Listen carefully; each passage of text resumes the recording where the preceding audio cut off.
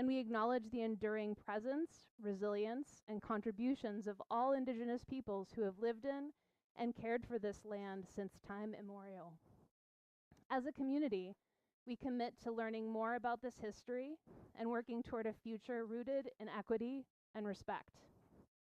We want to welcome members of the community, our school, Mass Humanities, Kate Albrecht, the Griswold Public Library, Tinky Weisblatt, Carol Foote, and staff and administration at MTRS for their support of this event. This is a museum on Main Street event. This session will end around 2 p.m. We hope to have time at the end for questions. Finally, if you have a cell phone, please silence it. Now to introduce our guests. Dr. Drew Lopenzina is a professor of English at Old Dominion University. A Western Massachusetts native, he was instrumental in placing the historical marker here in Colrain, honoring William Apess, and is the author of Through an Indian's Looking Glass, a cultural biography of William Apess, Pequot, which we have right here, and there are multiple copies at the pop-up table, which is a definitive biography of our subject today. Deborah Spears Moorehead is an internationally recognized, award-winning fine artist and is currently a distinguished scholar and artist in residency at Bunker Hill Community College. Her work encompasses various forms of artistic expression, all of which have been showcased in museums and galleries worldwide. Through her art, Deborah aims to recover, educate, promote, and validate the identity of past, present, and future generations of Eastern Woodland tribal nations. She's the creator of the painting of the William Apess being dedicated to the MTRS library today. Please welcome Dr. Drew Lopenzina and Deborah Spears Moorehead. And Dr. Lopenzina is going to be speaking first. There are 2 chairs though, so if you want to, come on up. So thank you so much, Emily, for inviting me here today. I'm really happy to be here. I talk about William Apess really in a lot of different venues all over the country. I have never spoken before a crowd of high school students before. That's what you guys are, right? High school students? Okay. Very good. Just checking. So really when I started this project many years ago, one of my greatest hopes was as I drove up here for the first time and drove past this place, I was like, wouldn't it be great if they were teaching William Apess right here? So maybe we're starting that. So I want to start with that question. Are they teaching William Apess here? Do you guys know who William Apess is? Have you heard about him before? Raise your hand if you have. One. Oh, more than one. Raise them up high so maybe I can see them. All right, so there's a few of you out there, and that's encouraging to me because when I first started doing this and making the rounds, not many people knew who William Apess was, and even people in the town of Colrain, where William Apess was born, didn't know who he was. And so one of the things I want to do today is I want to begin with sort of addressing a few, issues of image, because I think when a lot of us think about what it means to be an Indigenous person, and we have a number of Indigenous people, including Deborah, sitting here with us today, we often, this is the sort of image that comes to mind, the image of the native, the male warrior, the noble savage, if you will, and there's nothing wrong with that image in a way. That's, for instance, is a beautiful painting, and it's a type of representation, but when we condense Indigenous identity to only this one image, and it's the one image that we see over and over and over again, it's the only sort of form in our imaginations that we allow, then we are reducing Native society to something so much smaller than it really is. And what I want to do today is make a little bit more room for this image right here, which I don't think many of us actually carry around in our minds. So I have to figure out how to switch slides here. Yes? No? Maybe you have to touch the screen. No, it's not there we go. So this is actually a painting by Frederick Stiles Agate. It came out, it was produced in 1832. And this is an image of William Apess. And this was actually from a painting. It's the only image that exists of him until this one, which was produced in 2023 or thereabouts. But it was the only image that existed of him, and it was painted in 1829. But so who is William Apess? Let's go into this. First of all, William Apess is a Pequot. The Pequot are still with us today. They live in southern Connecticut, where their traditional lands are between the Thames River and the Connecticut River. And William Apess was of Pequot descent, but he was born up here in Colrain, Massachusetts. And let's see if we can. Why is this not working? Oh, I have to do it this way. I get it. So 1798 in Colrain, Massachusetts. He only was up here for a couple of maybe months when he was first born here, and we don't really know why William Apess's parents decided to come up here and why he was born up in the hills here. I'll talk a little bit more about that. But they moved back to Colchester, Connecticut, which is closer to Pequot territory, and it wasn't unusual at the time for young children who were of indigenous descent to be indentured servants to white families at this time. Native people lived in such abject poverty that they couldn't support their own families, and there were a lot of social reasons why that poverty existed. And so they had to basically almost farm their children out, and so William Apess ended up being free labor for white families in the area. And he lived a very, I would say, difficult childhood. He suffered a great deal of abuse and prejudice, and he was separated from his family, and I think it was a really difficult way to be brought into the world. But nevertheless, he ran away from all that when he was 15 years old. He went to New York City, and he was conscripted into the Army. Turns out the War of 1812 was going on at the time. And the War of 1812 is a war that I always find nobody knows anything about that war. But it was the war that Apess fought. He was marched up to the Canadian border, and he fought in some of the major battles in that skirmish. And I should say he was only 15 years old when that happened. He wasn't even old enough to actually be enlisted in the Army. They enlisted him anyways.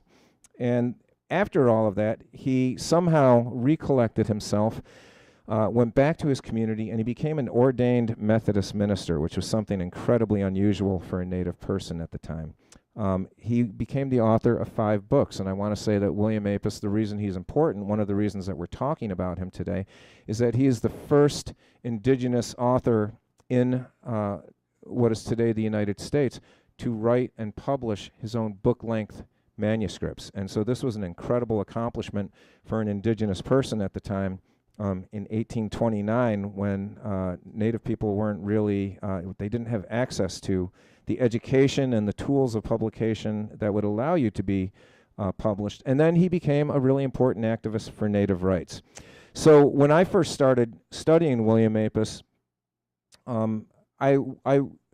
all we had to really go on were the books that he had written. He had written a book called A Son of the Forest. It was published in 1829, and it told us that that his father, not long after his father was married, removed to what was then called the back settlements, declaring his course first to the west and afterward to the northeast, where he pitched a tent in the woods of a town called Colrain near the Connecticut River. He basically set up a tiny little cottage or cabin, I guess, on what is today, I believe, on Catamount Hill. And so when I was studying, when I was beginning to try and find out about William Apess, I came to Colrain. And some of the first things I saw when I drove into town was this old guy. I don't know if you guys remember him at all. I found out about this old guy, and I realized that these were sort of the images that were in circulation here about what Native people, who they were, and what they might have looked like. And it couldn't have been further from the truth. But I went to the Griswold Memorial Library in Colrain, and I started reading up on some of the books there. And one of the things I found out is that all of the settlement at this time was happening on Catamount Hill, which is really right behind the school here. And if you go up there today, it's all woods. It's hard to imagine. I don't know if any of you have ever been up there towards where McLeod Pond is, which at the says Beaver Meadow right here, but that's basically what that is. And William Apess, what I came to imagine is that William Apess was probably born on the hill there, because that's where all the settlement was. And Lot 78 in particular was known as the Savage Lot. All the other lots they had names of the families who lived on all the lots up on the hill. But if you were to walk up there today, all woods, it's all forest. There's some stone walls that run through there.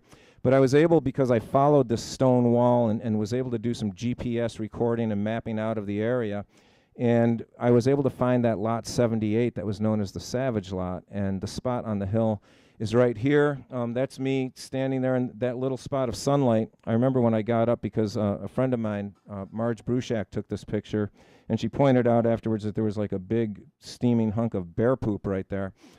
And it's actually still it's a place that's well inhabited by other than human beings. It's hard to imagine there was once a village up there. But I'm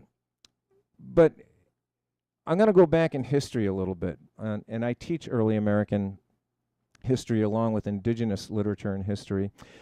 And often what people imagined when we think about when settlers first came here, that Native people lived in this kind of savage space. And in fact, this painting is called The Savage State, and it's meant to depict what is today North America before colonists came here. And I think a lot of us have in our minds, like, this is what the world must have looked like before Europeans came over here.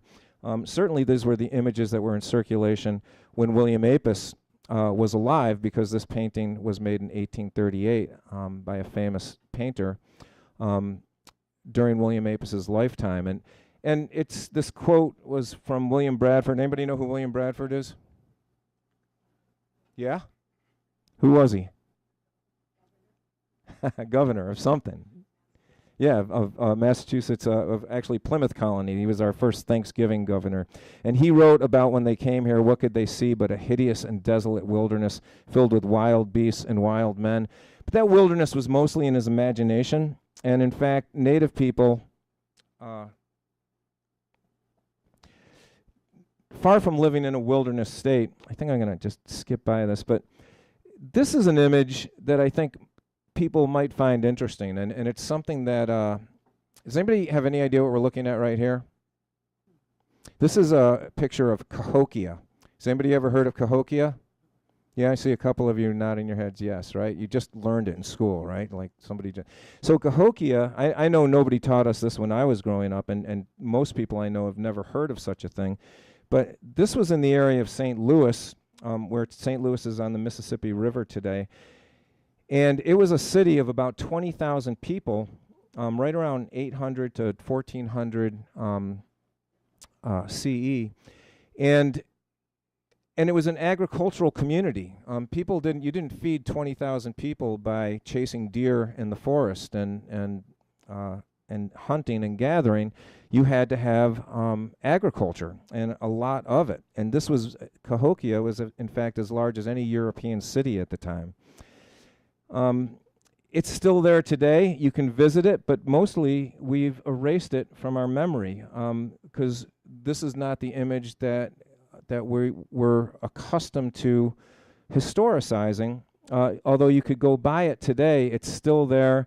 It's hard to miss. I've had students who I've asked about this who live in St. Louis, right across the river from this, who have never heard of it. It's 7 stories tall, and it exists in what is one of the most productive bread baskets in the world today in terms of agricultural productivity.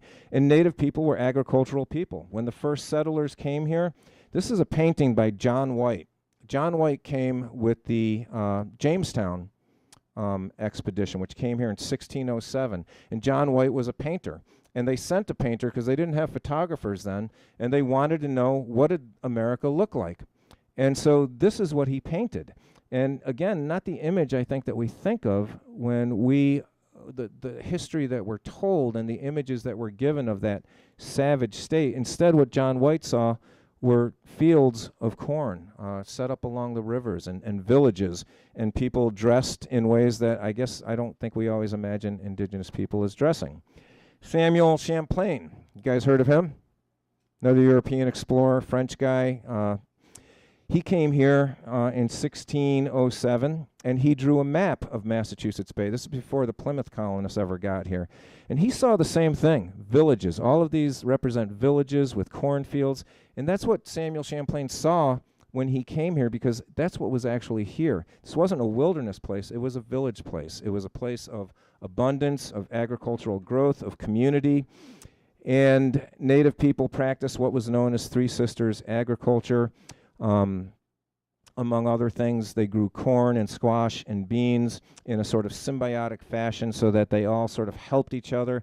And when settlers came here, the fact of the matter is that we think of settlers coming here and civilizing this space, but they could not have survived a single winter without indigenous agriculture, without indigenous surplus agriculture that native people were willing to trade them. Not a single settler could have survived along the entire eastern seaboard without indigenous civilization, without indigenous produce. And so I think it's important to sort of emphasize this history and make it understood that this space is not what we imagined it to be. I guess this is a representation of a typical native village that settlers would have encountered in the 1600s when they came here.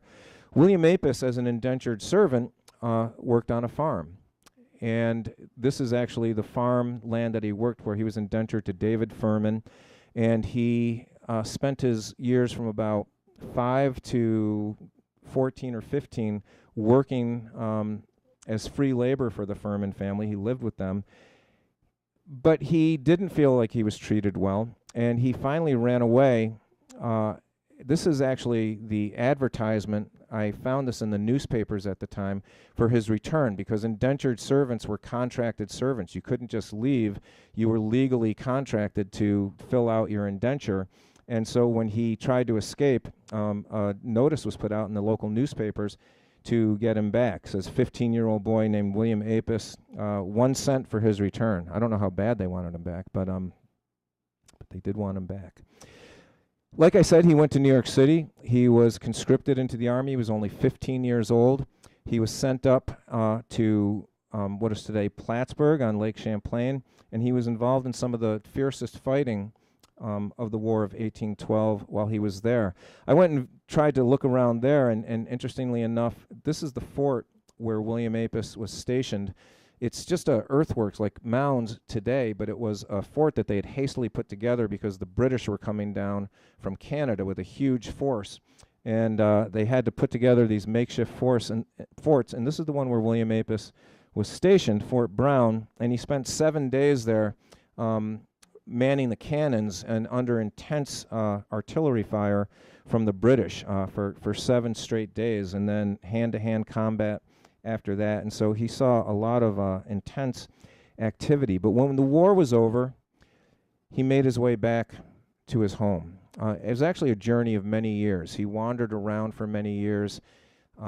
He was a little bit lost. He saw a lot of terrible things as a very young man, and experienced a great deal of trauma, I believe. But he finally sort of rediscovered himself, and he came back to his community, first in Colchester, and then back up here to Colrain, where his father was now living again. And this is a picture of Colrain in 1820, what it would have looked like then. And all the hills would have been cleared mostly of timber at that time. It would have been a very different looking place. And he came here again to Catamount Hill, and it was up here at a place called the Dens. I don't know if anybody's ever been up to the Dens up there, but it's like a natural amphitheater, and that's where the Methodists used to meet. And William Apess would join the Methodists there. And the Methodist meetings were, it seems maybe strange that he wanted to be with Christian community, but it was a place where people of Apess's economic station could meet and express themselves. And their tradition was to gather and to just let people speak sort of extemporaneously, meaning they would just kind of speak their heart. and say what the Spirit moved them to say at that particular moment. And for somebody like William Apess, whose voice his entire life up until this point had been tamped down, this was a very empowering thing. And in fact, he was so good at it. He was so, he was charismatic. He had a way of speaking that engaged people, and people noticed it. And so they decided at the time, the local community, that it would be really interesting if this young Indian man perhaps would give a sermon. These are the dens, by the way, where the Methodists would meet, and neat little cave up there. And that's my dog Bear in the background, best dog ever. So it was here on Catamount Hill where the first schoolhouse existed at the time in that village up there. This is a painting of the schoolhouse. And it was also the meeting house, and they decided that he would have a meeting there and give a sermon. And so William Apess gave his very first sermon up on Catamount Hill, and you can still go to that site today because it's marked. The local community has a sort of reverence for that old schoolhouse, and they've marked the space there. They didn't know who William Apess was, but they liked the schoolhouse. For me, it's important because that's where William Apess gave his first sermon.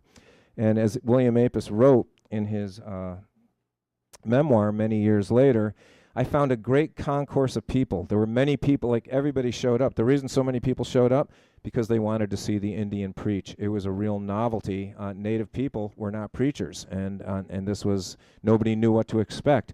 But he came and he gave an earnest sermon and a powerful sermon, but they came and they greeted him, not with loving kindness, as he says, but they threw an old hat in my face, and the example was followed by others who threw sticks at me. Because then, as now, there was a lot of prejudice in the world. Nevertheless, William Apess spent many years up here in Colrain. He built community here. He raised his family here. Many of his children were born in Colrain. Colrain has now been divided into parts, but today if you were to go to Leiden and go to their town hall, you would see in the town clerk's office in their old books there that go back to the 1820s, William Apess made sure that all his children's births were recorded in the town records there, because it was important to him that he be remembered here and that his presence be recorded here. So that's kind of a brief story of his upbringing, how he sort of overcame really amazing, tremendous odds. I mean, to imagine sort of being born into poverty, taken from your family, raised by people who didn't care for you, away from your community, to run away and go immediately into the theater of war, to see some of the worst fighting and horrors of war in those experiences, and then to come back and somehow educate himself and to find his own way, and to suddenly start writing books in the 1830s. He wrote his life story, and it's called A Son of the Forest. And he started to give sermons, and you could follow his career. I started when I was doing the research and following his life. I followed it through the newspapers because there were advertisements all around from Washington, D.C., all the way up to Bangor, Maine.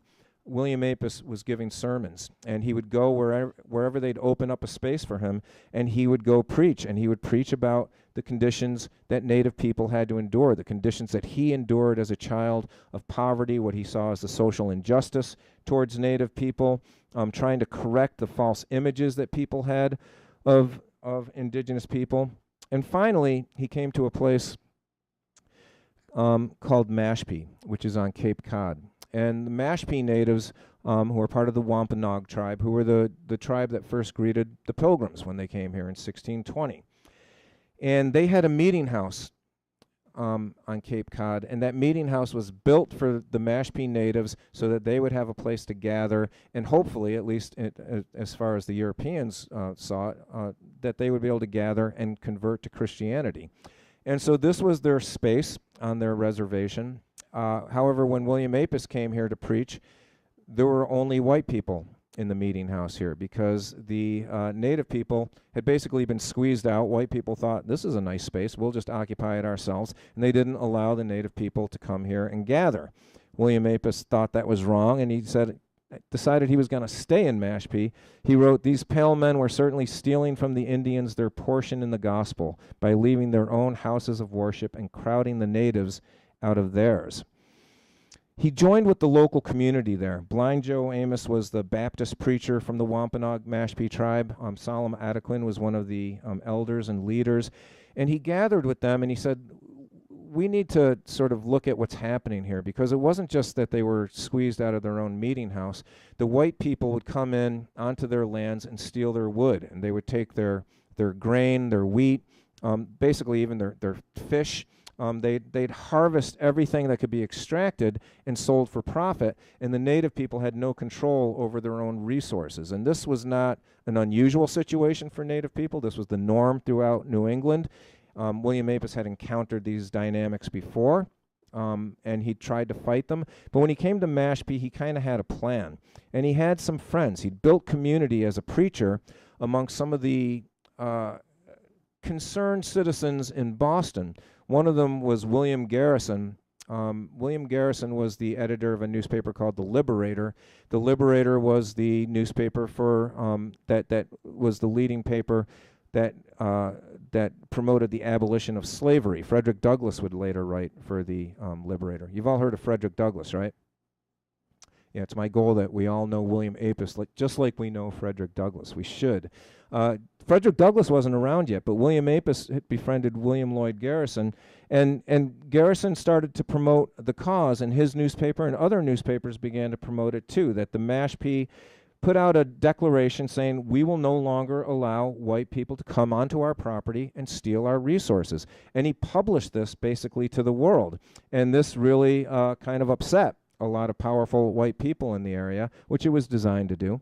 And William Apess wrote about this in his book from 1835, Indian Nullification.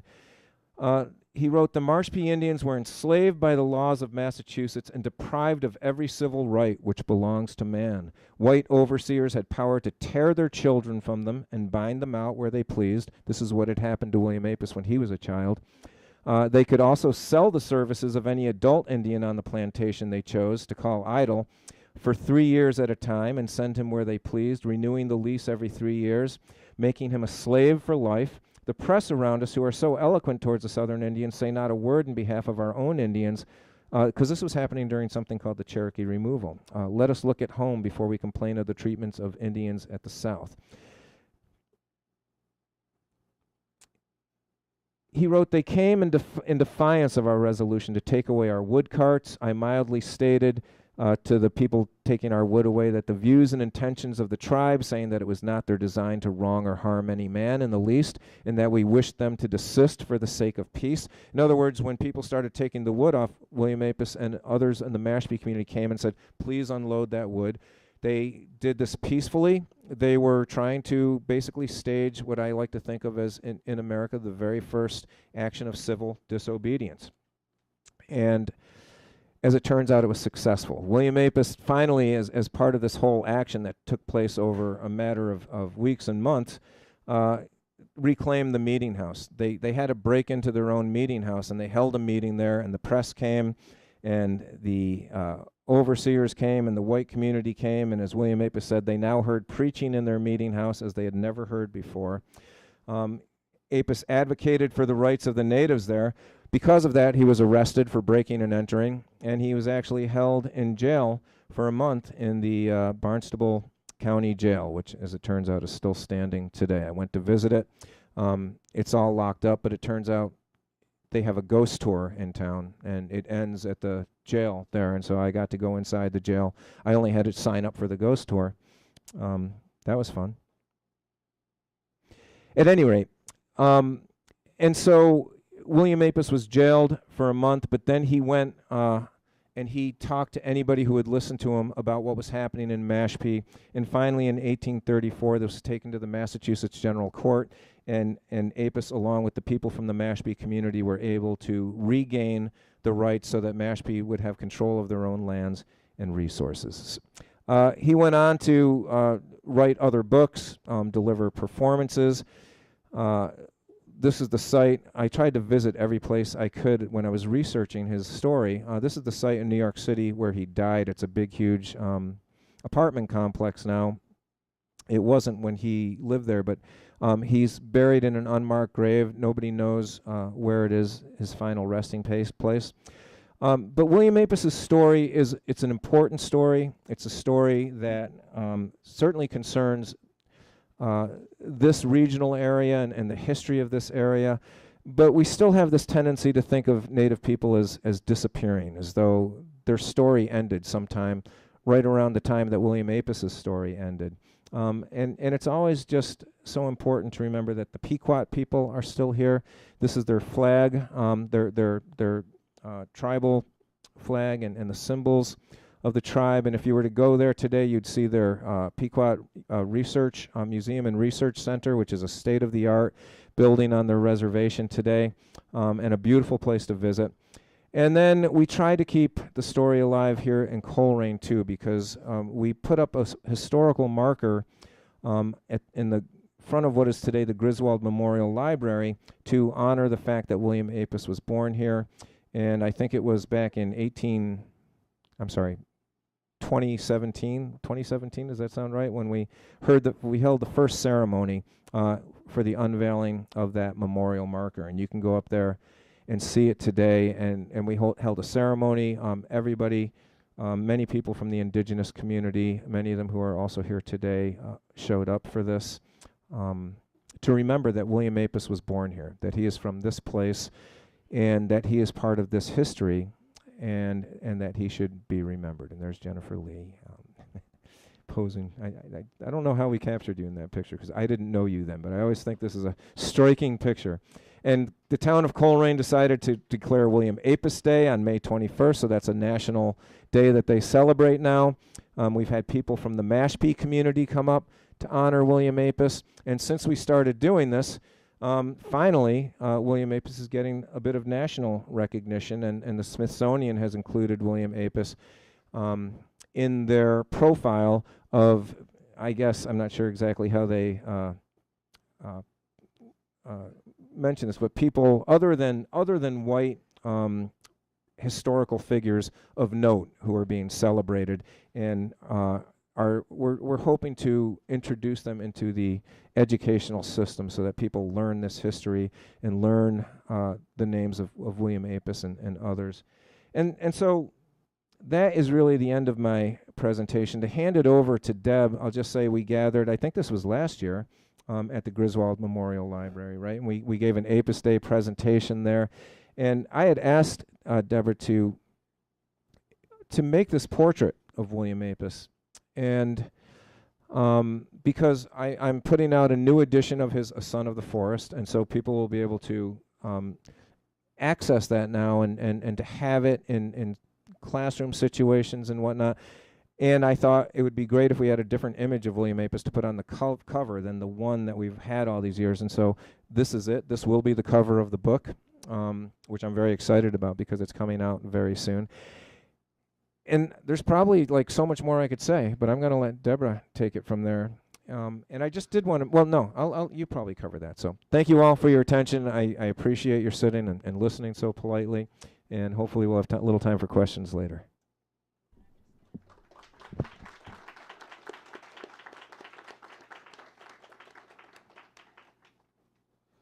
Kwe, that means hello.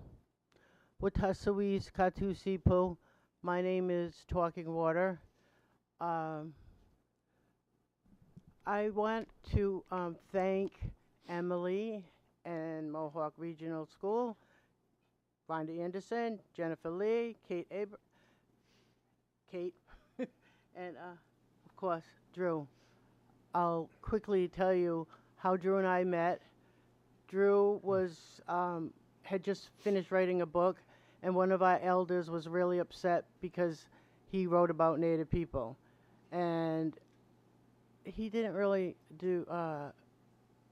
communicate in a positive way.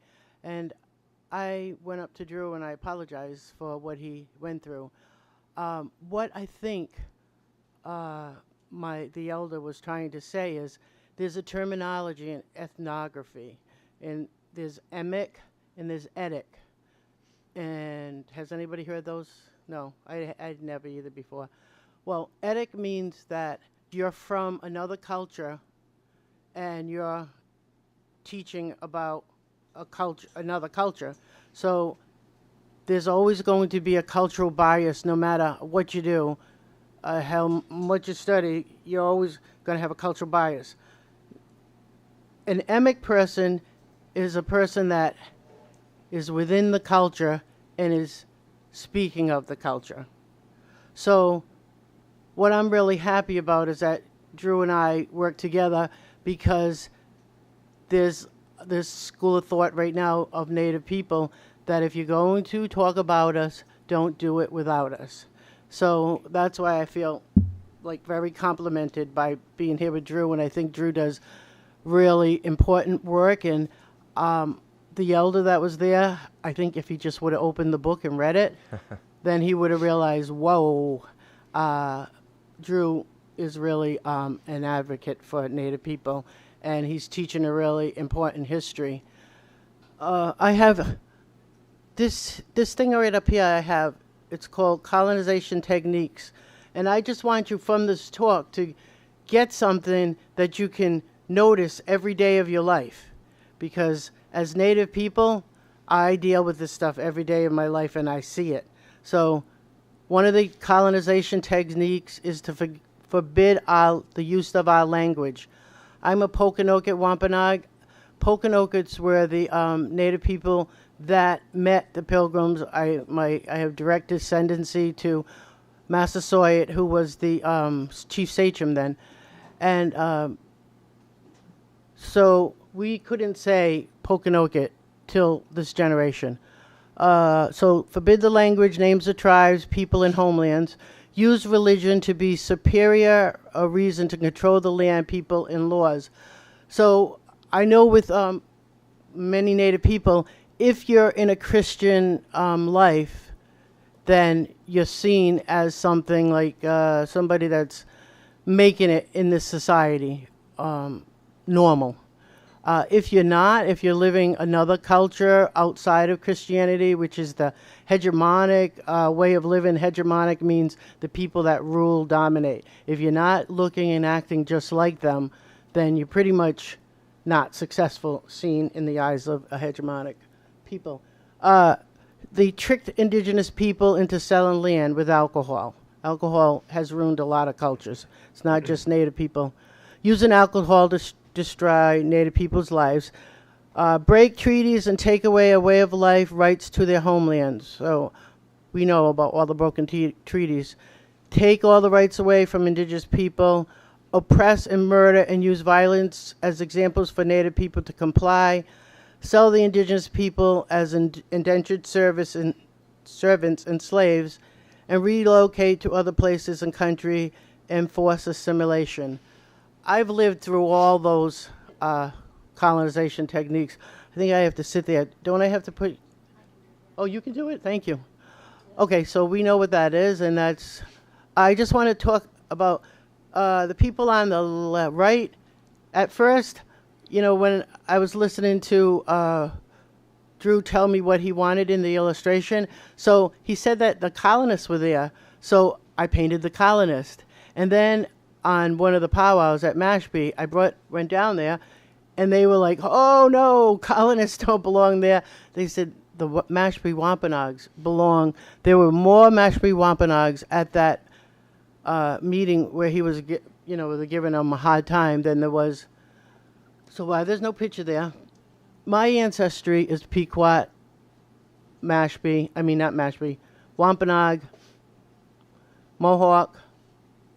And I come from, there was this man named John Sassaman who was taught to read and write by Eliot, and he worked with Eliot to write the Bible in Wampanoag language.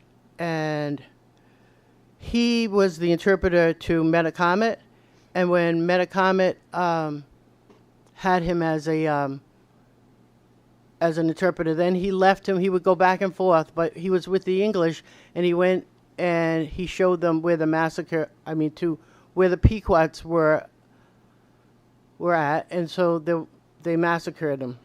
So for his service, he was given one of the Native women that survived the massacre, and he was given Sassacus's daughter.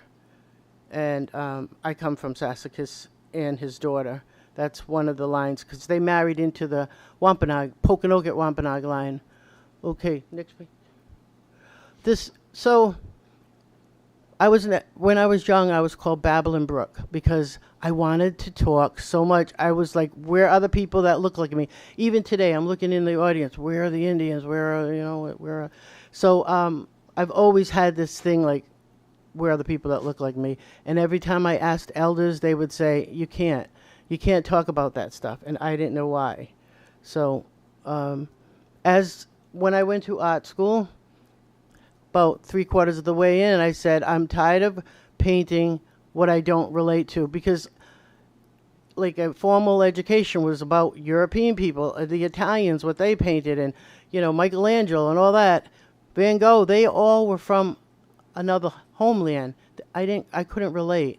So at that point I said, I'm going to do what everybody else does. They're going to paint the people that look like them. So if there wasn't a lot of people that look like me, I could actually paint people, and I could paint historic stories, and I'm around enough Native people that I see the genes where they move around into different tribes, because the tribes all married up and down the coast together. And my mom told me by the time I was born that the gene pool was up because there was so little of us left. But I think that was a part of a colonization technique which is going on right now, and it's called erasure. Erasure is when we are written out of history. Most of the erasure comes with they're the last person of their race. I mean, I can say that there's probably, I can think of at least 5,000 people that are from the Pokanoket group, and they said that we were gone, and that was part of a colonization technique. Next. Oh, that one is my daughter, and this one on the left is an Apache that I met in New York City, and I thought that it's a license for me to paint whatever I want, whether it's violent, whether it's not. Next. I thought it was important that I just talked about that. His grandparents were Pequots. This is a painting that I'm doing that's going to be traveling around. It's about the Revolutionary War, and I found that when I'm at Bunker Hill as an artist in residence, and I found that I had at least 10 different ancestors that were at Bunker Hill fighting. So at that point in the 1700s, they were slaves, they were indentured, and a lot of the black and Indian people fought for their freedom. Next. In the Revolutionary War. I have a friend named Candace, and she's a Pequot, and so I just, he says that he comes from a daughter of King Philip.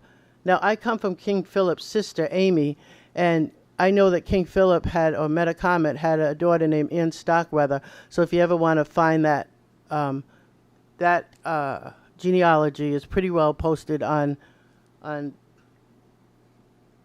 the internet. His parents, we're just going through his life. Drew pretty much said all that. These are his children. Next. He fought in the war. He said that. I thought it was very interesting that Elizabeth George, does anybody know who she is? One person. Well, Elizabeth George was a woman that stayed on the Pequot land.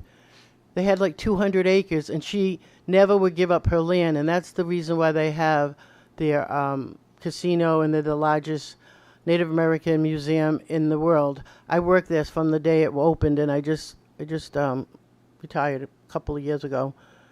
So Sally George was his aunt. So he came from the Mashantucket Pequot, and it says that he came from them too. But I'm just trying to find out, is Aunt Sally George his father's sister? Because his name, the George, came from Caesar George, and so if he is a Sally's his aunt, so he's related somewhere. But these are the rabbit holes that I chase. That's her, Elizabeth George. Next. Okay, that pretty much said what I said. Okay, we already know that. Oh, this word Indian will always be in the name and language, like we're always being like stereotyped. Like they saw when Columbus came here, he thought that he was in the West Indies, so he named us Indians. And I like to call us Native people. I like to call us by who we are. Wampanoag means people of. All the names that Native tribes have mean people of. Next. And I noticed, like, if I carry a stick, then people just stereotype me right away. Sometimes I have a stick to walk, for like a cane. And I went to the orthopedic doctor or whatever, and 2 people on my way in and a person on my way out said, "Are you a Native warrior?" I was like, stop. I was like, you can get these canes at Job Lot, give me a break. But I just wanted to say something about the name warrior. Could you please get a committee together and find another name? We don't like it. Please do that. And next, Native people. So it's just like one of those terms. Apess thought that, when he was called an Indian, he was considered a savage. But when he was a minister, he was considered, like what I said, he fits in society. Next. So all those years that I had many questions, I spent my whole life looking, searching, talking, asking, researching, and I got almost all the answers I needed and more. And so for my master's degree, I wrote the history of my tribe. And then I said, what the heck, that was a lot of work, so I put it into a book. And then a lot of times I do murals, and when I do murals, I like to research the area, the land, the people, and I do so much research that I realize once I do the paintings, I have a book, so I wrote another book. And I'm in the middle of writing another book about the men of color that fought in the Revolutionary War. Next. This is a painting that won lots of awards, and you may see it. It sells everywhere, but it shows what a Narragansett woman or an Eastern Woodland woman is about. It's like there was we're at the Brown Powwow, and it was a stormy day, and she was in the middle of a competition, but you could feel that her feet were rooted to the ground. She stood statuesque, very proud, and the wind was blowing. It could have knocked her over, but she stayed strong. So it's about resilience, that it takes more than a bad storm to take Native people out. We're still here. I'm still here. I have lots of relatives, so we're not gone. It's just a colonization technique of erasure that's trying to make us look like we're not here. Next. Ministers. Okay, yeah, the ministers came to my tribe. We're Seekonk Wampanoags. We're the people at the end of the war. A man named Anawan stood up for the tribe, and he took the women and children, and that's where we ended up in Seekonk. So we're still there in Seekonk. They will not recognize us. The state of Massachusetts recognizes us, but the state of Rhode Island doesn't recognize us, and we're from Poconoket is in Rhode Island. And I did a mural about saying Poconoket, Mount Hope is our homeland, as when I was a artist in residency at Brown, and they gave us our land back. Imagine that. Now we're asking for King Philip's belt, all his belongings. It's somewhere in England. I've been asking in Europe for it. Next. So the ministers came to the Seekonk Wampanoag, and here's some of the meetings that, through my research, the churches gave me these. This is when my grandmother wanted to she had like a slew of kids, so she wanted them all to be Christianized, and they have the pictures of the meeting houses, because they were calling my mother and my tribe a bunch of heathens and savages. And so my grandfather, next one, built, there's my grandmother's the one, furthest over there. And then the middle one is my great-grandmother, and then my great-aunt, and all those men a lot of them, like the one at the end, he got run over by a train. They beheaded him when he was trying to get work. No, he was drunk. There was another one, my uncle, that that one at the end, he was beheaded, Charlie. And because he was drunk, they tied him to the train tracks. And then my mother's brother, he tried to get work outside of Seekonk, and they ran him off into a barbed wire fence, and his face had a scar of barbed wire, and he had a glass eye because he lost his eye. So that was the last generation, so you can understand why my mother was afraid to tell who she was. And they were taught, do not tell anybody that we're Pokanokers, because that's like that would be bringing harm to not only yourself but the rest of the tribe if they knew our location. So we would say that we were Anawan's people. And so this is one of the Ada Elderkin. She's like a great aunt. This is her when they all wrote their testimony of taking Jesus on as their savior. So I have a lot of them from the Methodist Church. And next, the thing is, they started a church. The Baptist people had a church in Seekonk, and my tribe was going to it. But then the non-native people said, we don't want to worship with them, and they threw them out. So that's when the Methodists came in, and they started. And this is my grandfather. He in my tribe, my mother's tribe, and that's them building their own church because the other ones didn't want to pray with native people. So my grandfather died of pneumonia when he was building that church in October of like 1924, and so my mother was really poor. Because her father died. Before he died, they were fine. He was a carpenter. So this church right here, about when my uncle died that had the eye taken out, I asked for any pictures because he lived in my grandmother's house, and all these pictures and all that information came in a beautiful box, my grandfather's chest, I call it. And in that was, he kept, like William Apess, he kept record of every birth and every death that happened in our family. And an anthropologist went through it and showed me how my ancestry connected right to a woman named Zariah Gould Mitchell. I noticed the word Gould around here. And she was the descendant of Massasoit, and my genealogy connected right there to hers. And so because growing up, nobody wanted to speak about it because of the word Pokanoket. So nobody got to know all the genealogy. It was like ADHD, seeing things all different places, but nothing in a linear way. So pretty much my whole life is taking all that information and put it in a linear way so that it makes sense. And that's what that book is about. And so that the next generations don't have to say, why can't we talk about who we are? Next. Almost done. So this man is Nana Pashamit. He's a Wampanoag, a really good friend of mine that I learned a lot from. This is John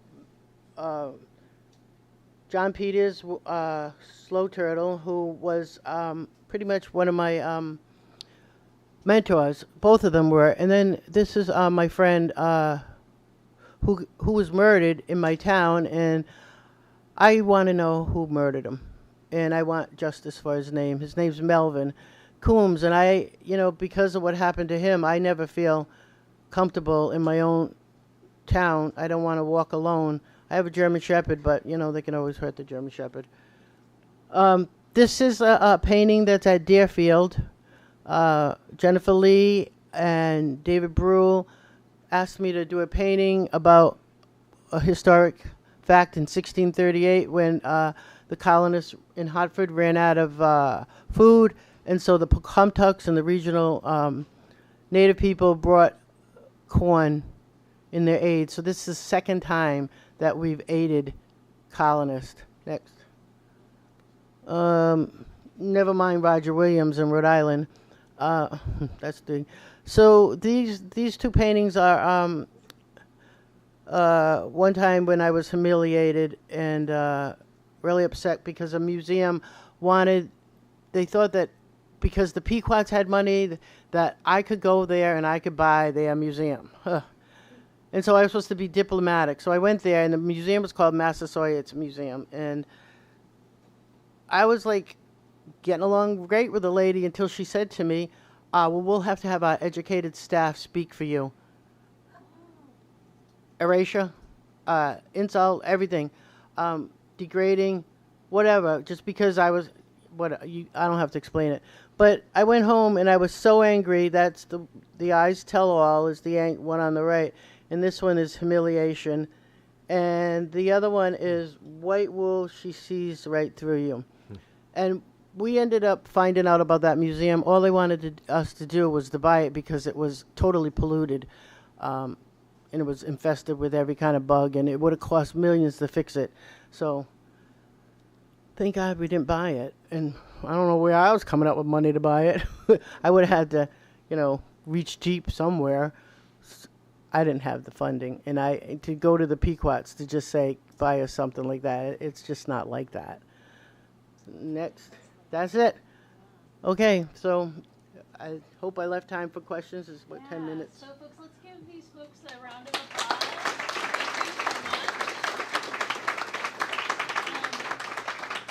And we have some time for some questions. Does anyone have a question that they'd like to ask? Tinky. So could you talk a little bit about, you talked a little bit about the creation of this painting and how you put the Indigenous people in it. Could you talk about just the general planning for it, what you wanted to say in the way you posed William Apess, things like that? That would be interesting, I think. Well, Drew had come to me and asked me if I was interested in doing the cover. So I did get a lot of my direction from him. He said that, like you said earlier, he had one painting, and the Mashpee people think that they have a picture of him. So I just combined what the picture at Mashpee looked like and the picture that was in the painting. And usually when I do historic pictures, a lot of times when I do contemporary people, I have them come to my studio, they sit, they talk, and we get to know each other, and then I paint their picture. But I didn't have that opportunity. But like when I was doing work for Brown University, they wanted me to do something to cover a racist wallpaper. So I pulled the energy of people in the past, like Frederick Douglass. I'd pull him into his spirit into my studio, and I'm like, Fred, speak. Let me see what you want, how you want to be painted. And so I do that when I really don't have somebody sitting in front of me. I had those two pictures, but I tried to pull the spirit in of William Apess, and what I got was Melvin, and that was the picture of the friend of mine that was that was murdered. But so I put a lot of Melvin's bone structure because I know that they were all related on the East Coast. And I just combined the two pictures, and I would ask Drew what he would think of them, and, along the way he would tell me. And I had a sister on the phone that I would send a picture to her, and she'd be like, no, you got to move that over there, and that doesn't. So it was a process, but thank you for asking. Anyone else? I was going to say, you showed a picture of being anglicized when they were building the church, cutting their hair and wearing Western clothing, and being made to convert. Have you gone back over the years to reclaim your religion and your ways of dress and your culture? Do you do that simultaneously while staying anglicized, or how do you live today?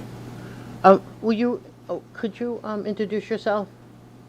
Oh, I'm Suzanne Metz. Okay, I thought you were somebody. I thought you were a woman named Weinstein that wrote a book about the Wampanoag, and I was like, wow, she's here. Oh, you look a lot like her. Hillary Wilson. Okay, the question. Oh, what do I do? I mean, my cousins have a museum, the Tamaquag Museum, and it's all about culture. And I've learned my culture and all my creation stories and everything. I know a lot of, like, everything that, anything that I'm wearing today has a story behind it. And the stories go back to creation. I worked at the Pequot Museum for 25 years. So, you know, that filled in a lot of space there, and culture and tradition and history. Was that answer? Okay. Anyone else have a question for either Drew or Deborah?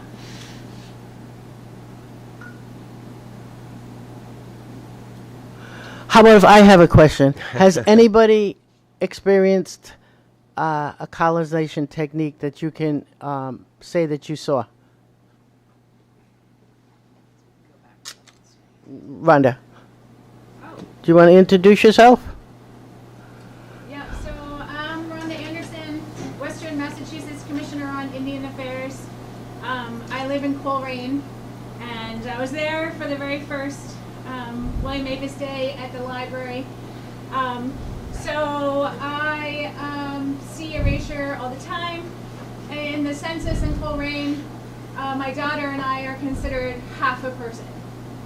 So that is a census erasure that I face every day.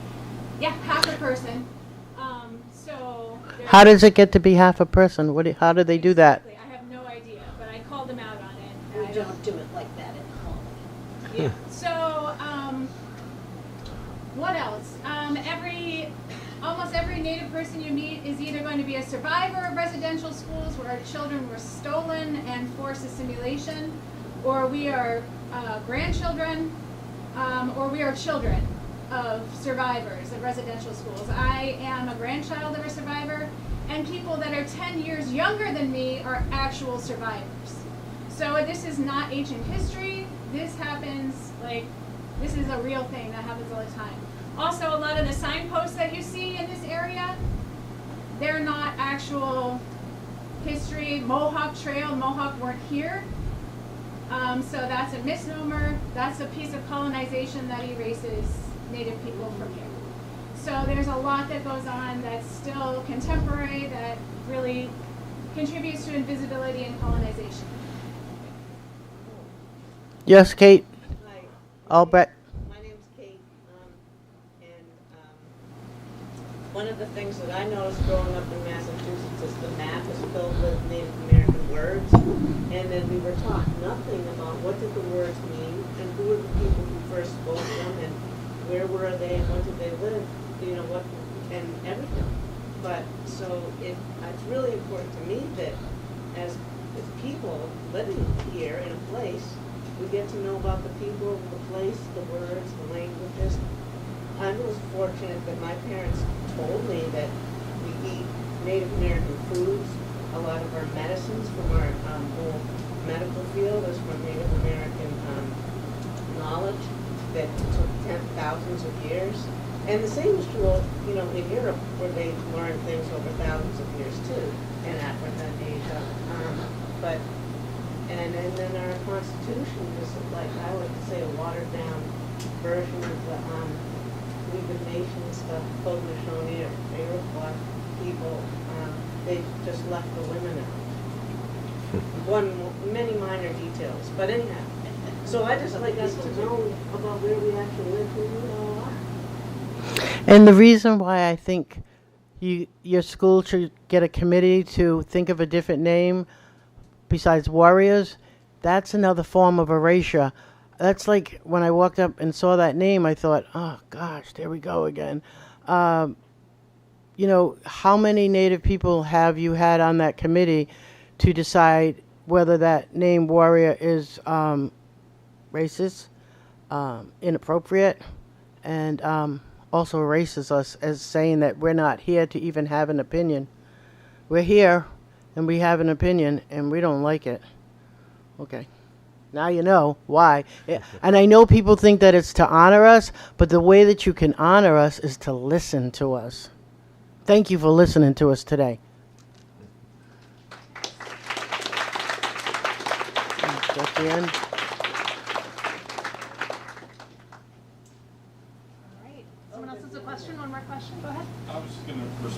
Okay. About the colonization.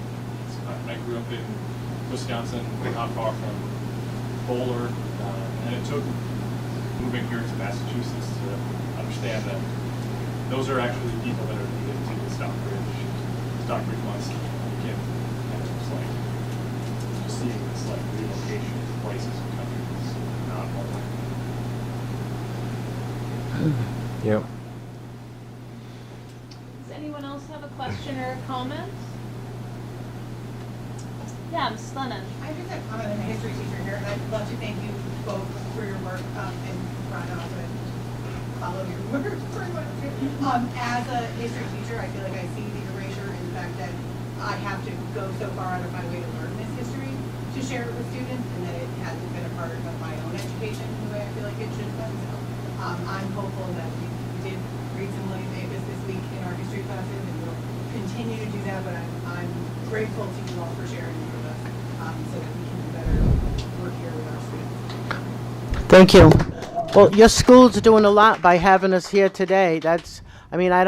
What I appreciate is that I'm not here in my regalia telling you what everything is in my regalia, because that's normally what the schools want to know is like, what are you wearing and all that stuff. So what about what's in my mind? So I appreciate that. Yeah, and appreciate you teaching William Apess too, so I'm glad. There's another question or comment over here? Yeah, I just have a couple of comments on Jennifer Lee and Make Art Baskets. I have a little bit of Narragansett heritage, also Mayflower ancestors, and it's just been my life work to try to understand what really happened, what happened in history, and that's really important. You can't undo what your ancestors did or feel guilty or bad about what happened. I mean, what happened is really bad, okay? Like, Native people they should be the richest people here, because at all the fish, I mean, the rivers were full of wild salmon, you know, before dams. Native people burned and controlled and really managed the land. And this idea that Native people were backward came from religious zealots, that actually the papal edicts are the thing I think is the background of why all this horrible stuff happened, which said that if you're not Christian, you're not human. And so that's why you can go kill people and steal what's theirs, because they're not human. And when you do warrior, when you do mascots, that's an extension of those papal edicts. And so what we have to do to be responsible world citizens is understand how we got here and help to change it. So learning about William Apess, learning about how Native people managed this land, like how they hunted. You know, why were there salmon in all these rivers? Can you imagine folks going fishing and getting wild salmon?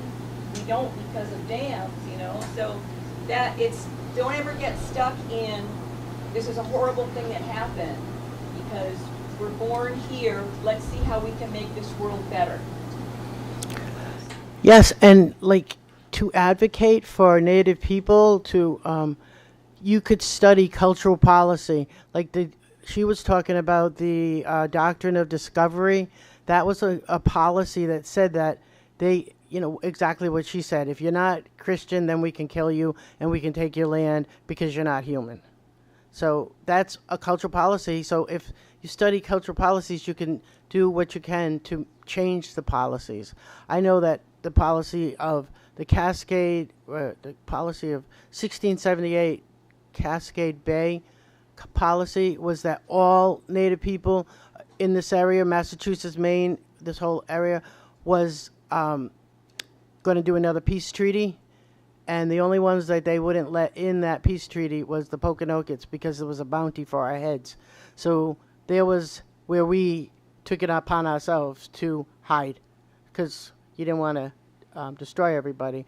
So now that we are not being killed for saying our name, the government and state government, they're all saying, well, your name isn't in history, so you don't exist. Duh. Get it? Double. I just want to say that the doctrine of discovery was used fairly recently by Ruth Bader Ginsburg against Native people in the Cheryl v. Oneida case. Check it out. So it's not ancient history, like how we're being ruled against as Native people. Yeah, it's still case law, still operative. Something that I recognize as a colonization technique is the Massachusetts state flag. Mm-hmm. I'm on the special commission. If you want to do something to advocate, talk with Rhonda. She's the Commission of Indian Affairs for Massachusetts. So if you wanted to work with her, advocate with her, then there she is.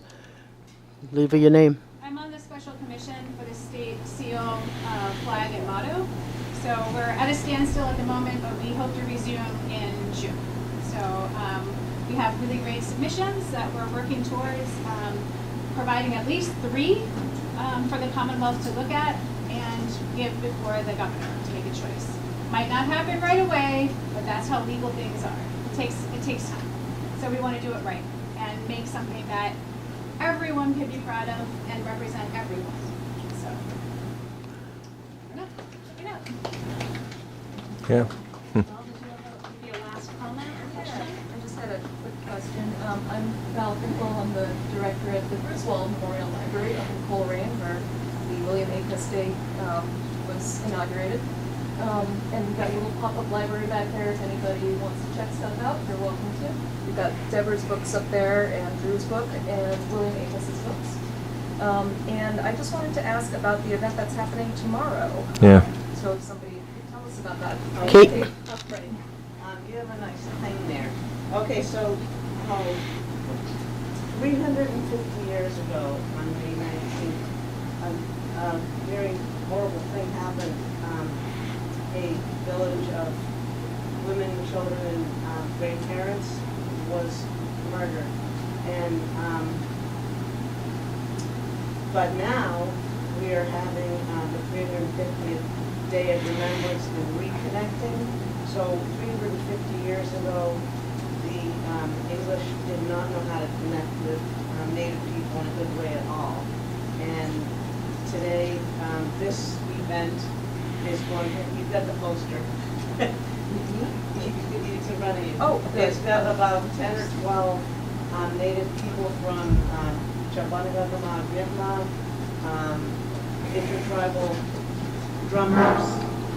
It's going to be at the Discovery Center in Turner's Falls from 12:30 to 3:30, and earlier in the day at 11, I think. Yes, 11 o'clock, artists talk. Yeah, there's 2 artists, Deborah here and Robert Peters. They have their paintings, some of their paintings at the Great Falls Discovery Center. That'll be happening at 11. So if you are available tomorrow, you know there's tons of good stuff happening tomorrow. Come on over.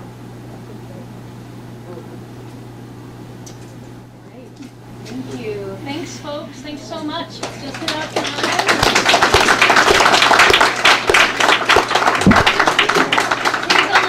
Take a look at the pop-up table that Colrain Library brought with them. And thank you so much for coming. Have a great weekend. I was so much when I was in